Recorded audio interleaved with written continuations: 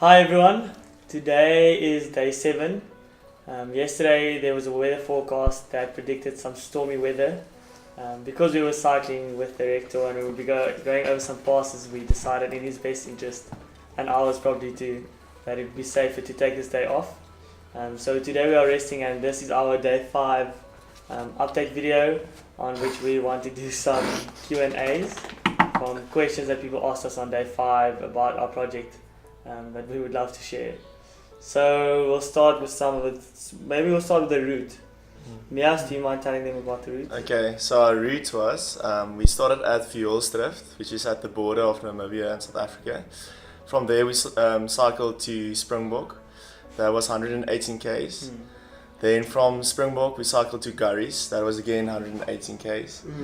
From Gurries we cycled to Van Reinsdorp. That was a long one, it was about 145 k's.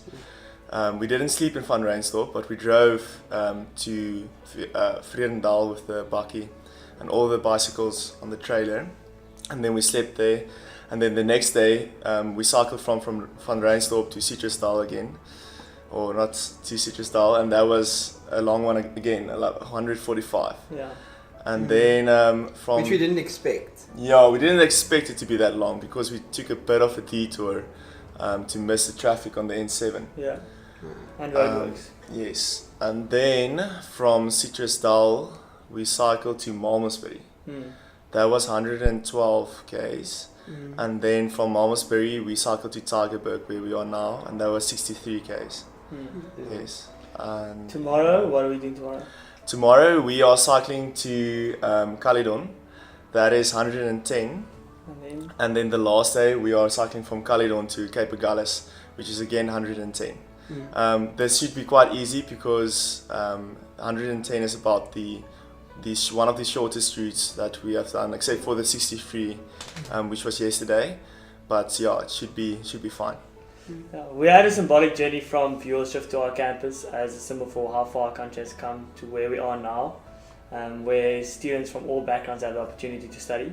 And now is the part where we say that we want to go forward, we want to do more than just an opportunity to study, but we want students to be favoured to thrive. And we're very lucky to have the rector join us in that movement. So tomorrow we'll be cycling from Tygerberg to Stellenbosch.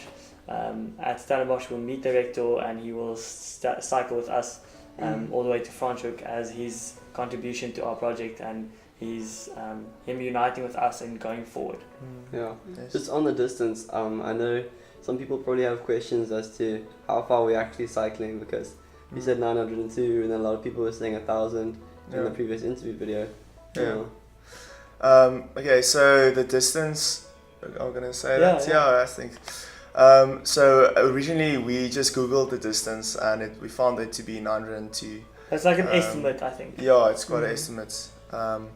But with with the true distance when you cycle, we realized that it's going to be a bit further than we thought it was going to be. So it's actually very close to 1,000 k's that we're going to cycle. Yeah. But yeah. Cool. Yeah. There's something that we have to admit. When we did the Pieterneerkloof pass, which was also on day 5, it's about a 6-kilometer pass that is just after Citrusdal. Before we went down, we realized that the shoulder of the road is quite narrow. We cycled all the way up, by the way, and then it was a tough one. It took us almost an hour. And then when we got to the top, we decided it's not in the best interest of our safety to go down a 6-kilometer pass with trucks passing by, driving in the shoulder around corners. And I hope you don't take us I hope you're not too angry at us, but we skipped that downhill. It's about 5 kilometers, but we made it up on the day that we did the detour. Yeah. And also it's just downhill, so easy stuff. At least we did the pass, which was a hectic incline.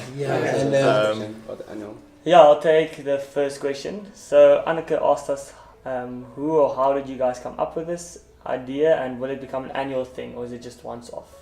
She also said it's absolutely incredible. Thank you, Anneke. This is just a long story about how we came up with it, but basically it just gets down to we experienced with some of our friends and our peers that they struggle financially with expenses outside of their bursary or what their bursaries cover. We built closer relationship with them. We tried to find out how that works. We went to the bursary office and we saw what the problem was. They explained it to us, and then we knew that we had to find a solution. So slowly but steadily, we knew that we can't really contribute financially to make a difference. We're students, but we thought that we have time and we have the physical ability to grit down and do something extraordinary that people would notice, that would make them aware of this and possibly move them to contribute. And a 900 to 1,000 kilometer cycle was the option we took, but it developed as the time went on. I think, Christoph, do you want to maybe say about whether it will be annual? Yeah, so I think the need doesn't stop here. It's not a thing that it's a once-off solution. It will continue, and students that are coming to university nowadays, they don't necessarily have that backing, that financial backing, and thus we want to make this an annual thing, and we want to make it a movement that stretches as far as it can to other universities. And we just started this, but we didn't copyright it, so we'd love guys to join us. We actually have a list of people who have already offered to cycle with us next year, and we're very excited to see what the future holds. One of our dreams is to give people a platform from which they can contribute to their society, to give people a way in which they can act on their social responsibility. So we did it as 7 guys this year, and we're hoping it could be 20 or 40 or 50. Although I hope I don't have to organize the logistics for that.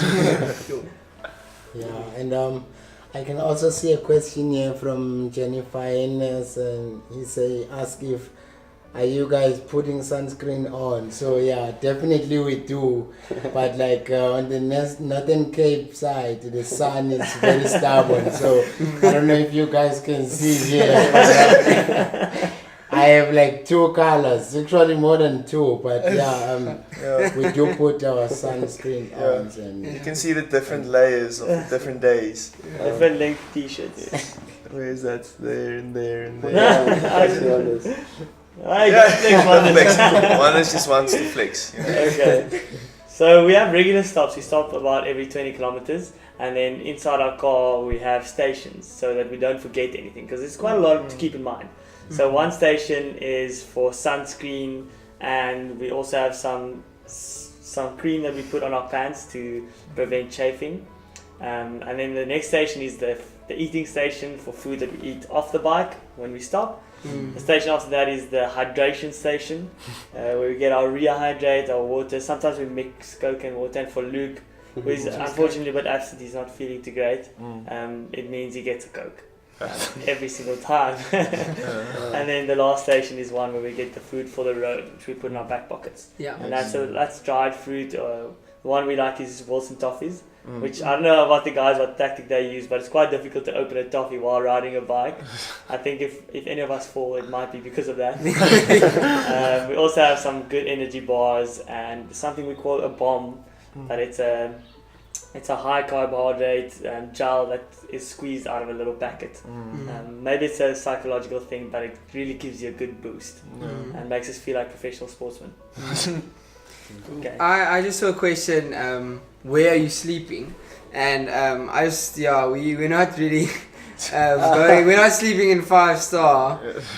So most nights we've just thrown out a ground sail, really, and done it in sleeping bags and pillows. So but it's been good, and we've slept the minimum, but still feeling. What is the average sleep that you think you receive? Can't tell them. Well, Tom's worked it out. Yeah, we try to work it out, excluding naps, because we think, naps aren't really like sleep, as you would call it, but it's about 2.8 hours a night. It was a tough time. Last night we got 10 and a half hours. 14. 14 for Mondays. The driver needs his sleep. And Luke is still sleeping. So I think some of us woke up with a sleep hangover from sleeping too much. A few of us had headaches. We're not used to this kind of rest. But we're fine now. Can I ask who sleeps quickly? I think Christoph, how difficult is it for you to fall asleep? Oh no, it's within 10 seconds.